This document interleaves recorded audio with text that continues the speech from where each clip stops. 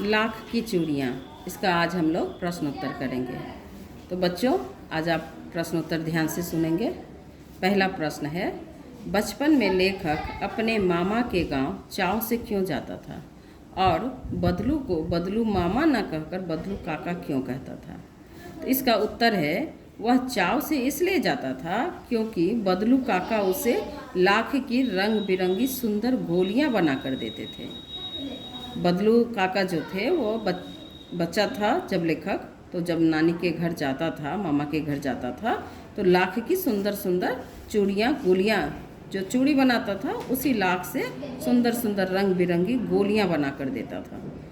गांव के सारे बच्चे बदलू को बदलू काका कहकर पुकारते थे, इसलिए लेखक भी बदलू को बदलू काका बोलता था। ऐसे बोलना तो उनको मामा चाहिए था, लेकिन वो काका कहता था।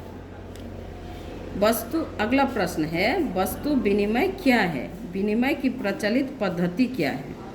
उत्तर है, जब किसी एक वस्तु के बदले दूसरी वस्तु का लेन देन होता है उसे वस्तु विनिमय कहते हैं।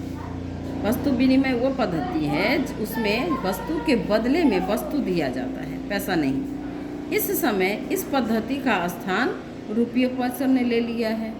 इस समय वस्तु के बदले वस्तु नहीं दिया जाता है, बल्कि रुपये पैसे से हम वस्तु का लेन देन करते हैं। अगला प्रश्न है, मशीनी युग ने कितने हाथ काट दिए हैं?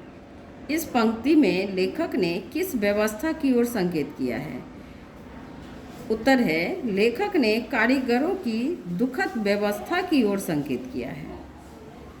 मशीनी युग के आने से जो कारीगर लोग था उसकी स्थिति अब अच्छी नहीं रही। पहले काम कारीगरों के हाथों से होता था, लेकिन अब मशीनों से होता है, जिसके कारण बहुत से कारीगर बेरोजगार हो गए। अब कारीगर लोग बेरोजगार हो गए हैं क्योंकि सारा काम मशीन से हो रहा है। अगला प्रश्न है, बदलू के मन में ऐसी कौन सी व्यथा थी जो लेखक से छिपी न रह सकी? उत्तर है, मशीनी युग के आने से लोगों को कांच की चूड़ियाँ ज़्यादा पसंद आने लगी, जिसके कारण बदलू बेरोजगार हो गया। लोग हाथों से बनाई हुई चीज़ों से ज़्यादा मशीनों की बनाई हुई चीज़ों को पसंद करते हैं। यही व्यथा है लेखक की, जो व्यथा है, दुख है, व्यथा मतलब कष्ट, दुख, लेखक की यही व्यथा है जो लेखक से छिपी ना रह सकी।